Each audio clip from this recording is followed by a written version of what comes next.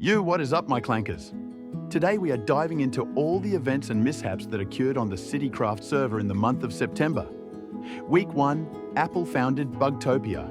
Applezins founded Squirtlemania. Bugtopia and Squirtlemania signed the Treaty of Moon Island. The server got wiped, 5 mods got removed. Week 2, Bronze founded Pyrrhacia. Apple finished his starter base.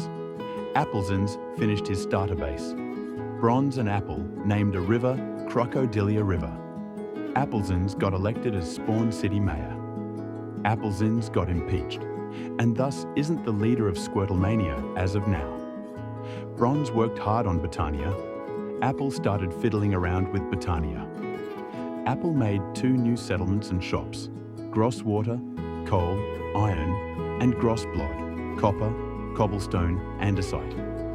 Apple made a dark forest border.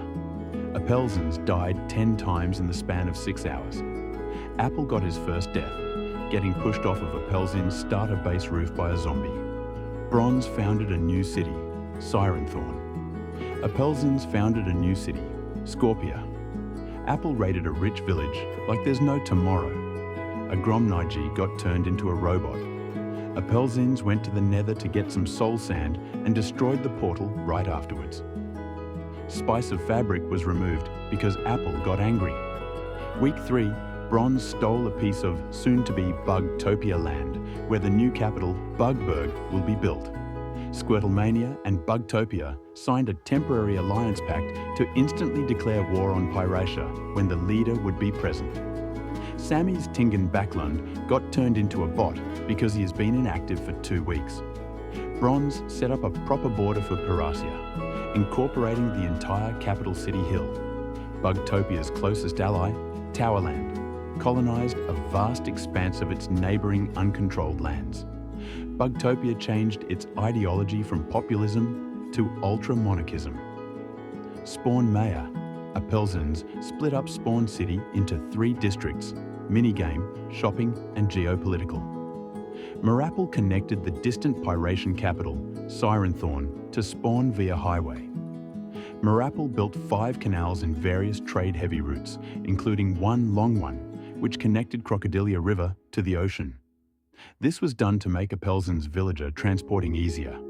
Appelzins built a secret and highly illegal villager breeding facility, just like last season. The server witnessed a flood of illegal migrants from the far south. Not all nations managed to fend them off. Week 4, Bugtopia and Pyrrhacia had a historic land deal. Pyrrhacia gave up its previously cheeky-occupied northern territories to Bugtopia, where the future Bugtopian capital will be built. Squirtlemania and Bugtopia cancelled their plans to tag-team Pyrrhacia into submission. Marapple stated that this is the closest the server has been to World War II. West Novorica, backed up by the other Flowertown Treaty states, took over East Novorica, thus unifying them into one united Novorica.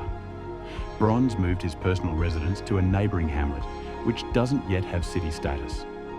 Bronze built a port with 7 ships by his new hamlet. Pyrrhacia's territory grew by 50%, without adding any extra costs to maintain the growing nation. United Islands colonized much of the Stone Islands near Spawn. Ioslia went on a crazy expansionist endeavor. Squirtlemania was occupied by its same-sized neighbor, Awoya, thus turning Appelzins from state leader to foreign country citizen. Marapple built an airport, Bugburg International, and constructed 2 trade planes from purple planks. Marapple built a charcoal factory and started smelting logs to get infinite amounts of charcoal. Bugtopia desperately needs fuel. Marapple made the first 2 cars on the server. Marapple discovered a metropolis just west of Pyrrhacia, and he called it Novokorovograd. Squirtlemania changed its ideology from populism to imperialism. Pyrrhacia changed its ideology from populism to ultra-monarchism.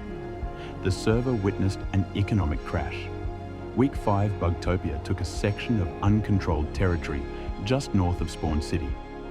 Bugtopia gave city status to 2 new settlements, Potter Wasp Port and Bugburg. Marapple made a concrete factory and a wheat factory. Sammy's nation, Tingen Backlund, colonized all of the unoccupied territories near Bugtopia and Awoya. Meteorica colonized a bunch of empty lands. Stone Coast invaded Undeadland. Despite having a smaller army and economy, they won. Marapple made a port, without ships yet. Bronze got angry at Apple for pledging Imperialisa to arm up. Imperialisa's army has since doubled. A depopulation program got launched. Nobody really participated. A Gromnage changed Imperialisa's ideology from expansionism to dictatorship. Awoya changed its ideology from ultra-agrarianism to ultra-Nazism. Bugtopia had a revolution, which changed the kingdom's ideology from ultra-monarchism to ultra-expansionism.